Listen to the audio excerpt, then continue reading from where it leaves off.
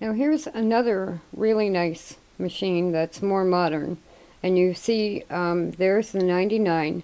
I just packed up the bentwood case and the motor and everything. And this is now a hand crank, which I did say I'm going to go back and forth. Part of why I put the motor back on there is I wasn't quite comfortable with the idea that the motor was a little sluggish. And it turned out that it actually isn't.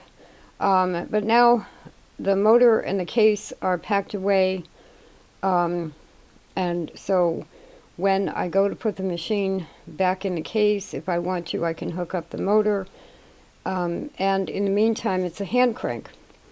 Now, so this, without the hand crank on it, on my scale weighs 22 pounds. Now this looks like a much bigger machine. It's the Singer 6212C that I actually keep in a vintage Singer tote bag. It's got a handle built into the top. It's supposed to be a portable that you can carry around. It's similar to the Brother LX3014, except it's a much heavier, more well-made machine, I think. But again, look at the size difference. And because the 99 is cast iron, that's why they're so heavy.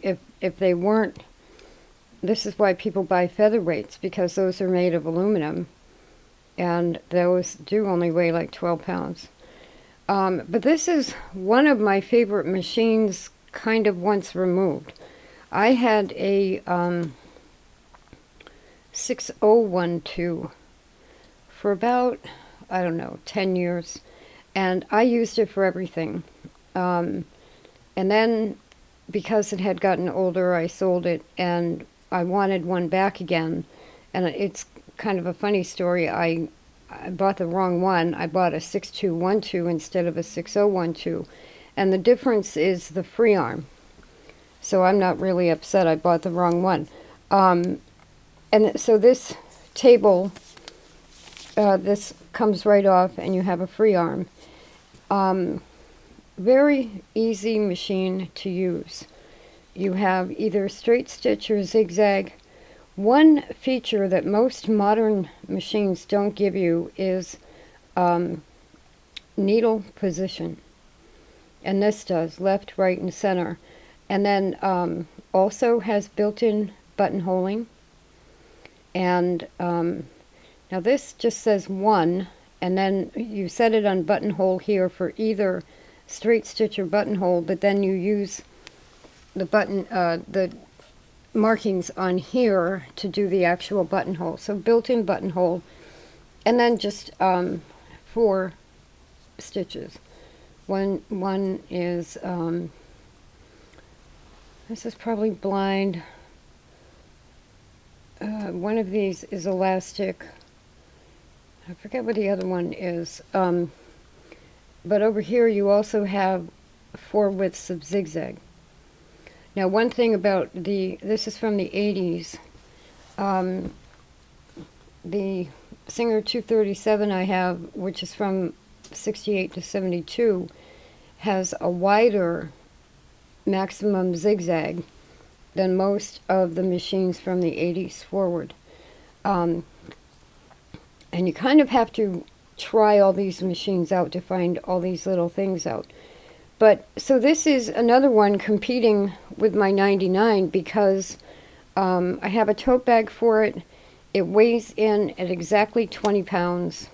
It's got a lot of stuff built in. One person on one of the lists said that it was, she had trouble with it. It was a beast of a machine. I haven't had a problem with it. So I think just like with any of them, sometimes you can get a lemon. So today I have another face mask to make, and I'm going to make it on this one. And instead of a seam guide, one thing that it has, which is nice, is lines marked on the throat plate. And this has a drop-in bobbin, just like the 99. It also takes class 66 bobbins. I'm trying to think. I bought my first one, the 6012, in probably 86 or 85, 1985, maybe as early as 1984. I think this one is from 84. And I walked into a store, I picked out a Singer, and had a machine for 10 years. So you really can't complain about that. So even though I still feel the older ones are probably the best well-made, I think the like 70s through 80s, probably stopping at the 90s, are still very well-made machines. So today we're going to use this one, and it's a low shank. It also takes all the attachments I just mentioned. It's a hard choice when, my main criteria is, can I pick it up? And as I make these videos, I can't believe that the 99 is so small, and yet, it's like carrying a 3-year-old child or something. I mean, it's heavy.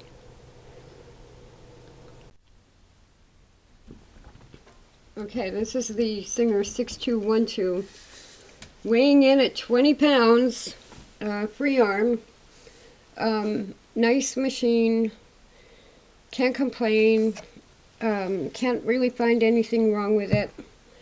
One thing about this machine, and possibly, a couple of little things. When you use a 99 or a 15 or a 66, all of the fine engineering that went into the cast iron body and the, I think they're either steel or nickel, they're not attachments, but the fittings that go on the machine, those were all engineered with precision. And then by the time we get to the 1980s, which is now, most manufacturing did not have that kind of precision. Now see, here's what I'm talking about. This presser foot is moving just a little bit. Now normally on like the 99, I wouldn't have to do that. And it's still moving a little bit. This is what I mean. The engineering is not the same. So you get little things like that, which, so is that a huge deal? No. It's not even annoying. It's just not the same quality. So what I did when I first set this machine up to sew today, I had you take the top thread and you go around the tension discs, and then up over a loop and through another loop and up to the take-up arm. And I had skipped a loop at the bottom and was getting all loopy stitches and everything. And I thought it was the bobbin. So it's little things like that. And I finally noticed that I didn't have the loop correct. And it immediately, now it's sewing fine. The only other thing is they changed their gauge for stitch length, which I've mentioned before. So I have this on what they call 5, which is supposed to be the longest stitch length. Now, on like an antique Singer, I'm thinking setting it should be the same setting as what they call 8 stitches per inch, which is, it's a healthy open stitch. And on this one, it's not as long.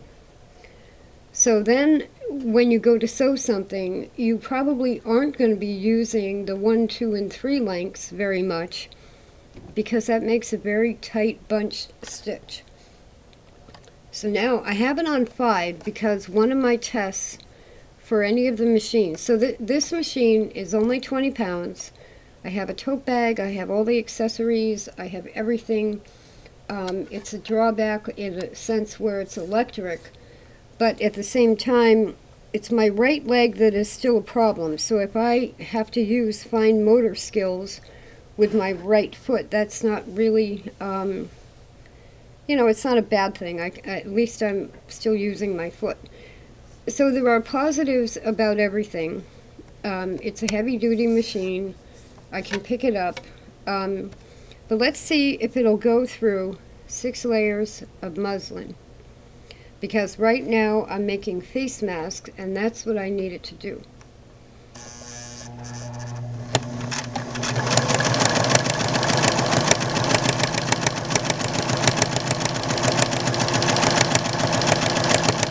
And this is why I'm going to get upset today, because I also have a 500A that I haven't gotten to yet, but I think that one is a little bit heavier than this. But basically, here is a 1980s sewing machine that fits all the requirements, including very easily sewing through 6 layers of muslin. And, I'm going to end up saying, well, why am I using the 99 if it's heavy and, And this is all because of surgery, which was unexpected. But anyway, for people that are looking for a machine that's fairly lightweight, this is heavier than the brother.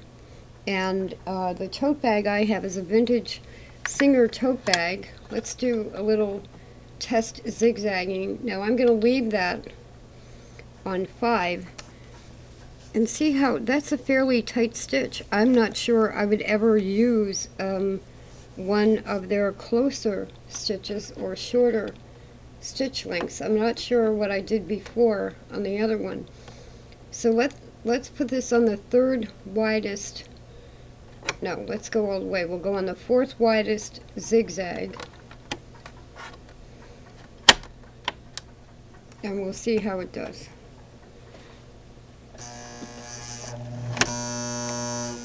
So then you get a little bit of hesitation going through all that fabric. Now why would that be? That shouldn't be happening. And this is, it's not hitting the presser foot, but it almost looks like it's going to. And it doesn't want to go. So now, this might be the one thing it doesn't want to do. Okay, so there's a narrow zigzag. Now let's go wide again. And it broke the needle. Okay, so that is because of the presser foot. I hope I didn't scare any of you. I do have glasses on, so the needle wouldn't have hit me in the eye. But that's because of the presser foot. And then, so no, it's not the needle bar, the presser bar itself. It's the presser foot. And this is why older machines are generally more reliable. Because you wouldn't get that movement.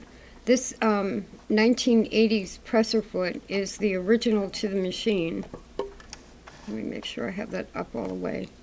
And now it's the actual screw does not fit the presser bar correctly and is allowing a little bit of leeway, which just broke a needle. Now the needle was not hitting the foot when it wouldn't go the first time. So that's a lot of play to have in that.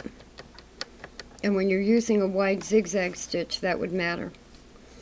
But, let's pretend this is your only machine. So now what that would actually do is change your sewing. And you would say, you know what, this is a little iffy. I'm not going to go to the widest zigzag. I'm going to go to the 3rd widest zigzag. But then you're not using all the utilities of the machine. So I'm going to look at the other presser feet that I have and see if I have another one. I just want to make sure that's not the actual presser bar. There is a little bit of leeway in the presser bar. Okay, we're back probably to the 99. Okay, so because this is one of my machines and I don't want to just throw it away or anything like that, I fixed it in a sense. What I have to do is look for a very wide general purpose foot to accommodate the wide zigzag on this machine. Now this foot that I had on there is the original foot to the machine, and what I've done is get a snap-on adapter and another general purpose foot, and the original one to the machine is a little bit wider, but it's that little bit of play in these feet that even on this one. So this one will only go as wide as the second widest zigzag. So I could take the foot off altogether. I'll have to look at the different feet. So right now, using this machine, I can only go to the second widest zigzag. And that's simply because that opening on that foot is not wide enough.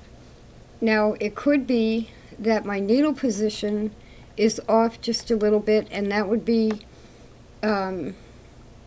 specific to this machine and not every machine of this model.